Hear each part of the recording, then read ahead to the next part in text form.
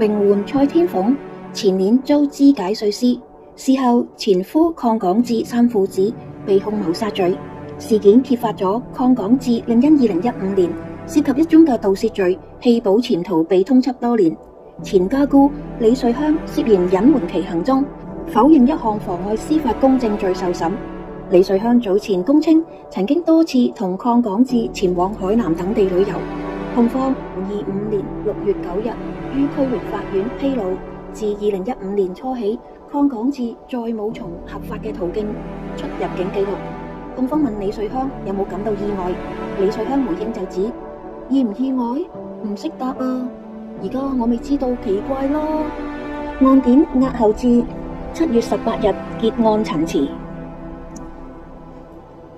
李瑞香話，警察上門先至知道鄺港智係涉及盜竊等7個罪。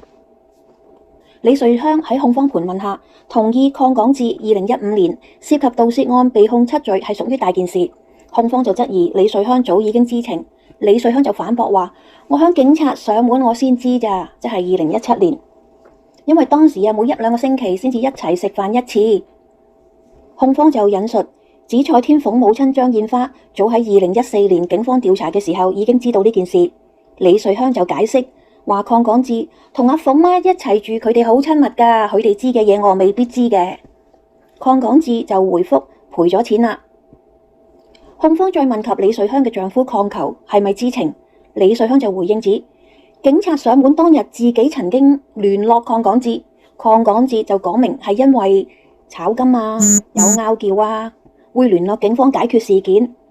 大約2個月之後，鄺港智就再答覆李瑞香話已經賠咗錢啦。李瑞香之後就向鄺球查問確認。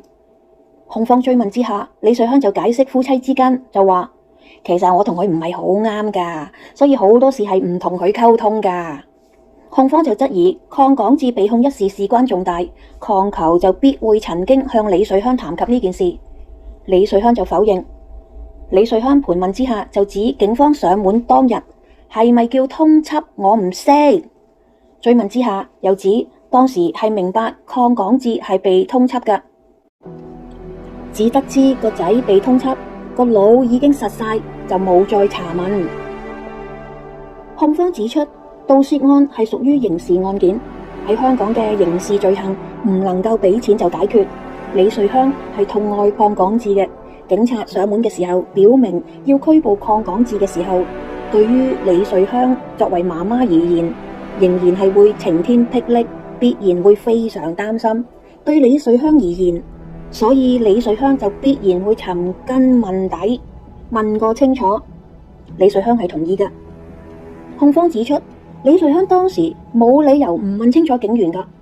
李瑞香就唔同意，解釋指當時個腦都已經實晒啦。急於致電查問鄺港智，李瑞香就明白刑事案件唔可以賠錢私了嘅。控方質疑，因此李瑞香唔會輕易相信鄺球鄺港智賠錢已經冇事呢個嘅講法。李瑞香就否認。控方就質疑李瑞香係講大話，李瑞香就再否認。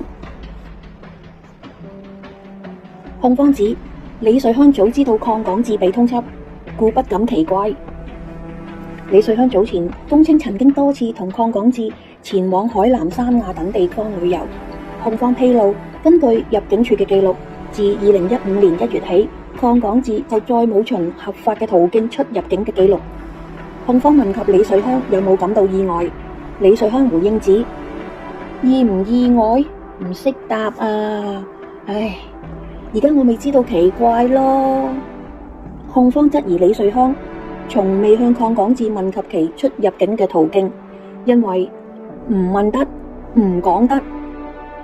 而且李瑞香從唔感到奇怪，因為根本就早知道鄺港智係正被通緝，亦都因此兩人係從未一齊返港。李瑞香對以上所講嘅悉數否認。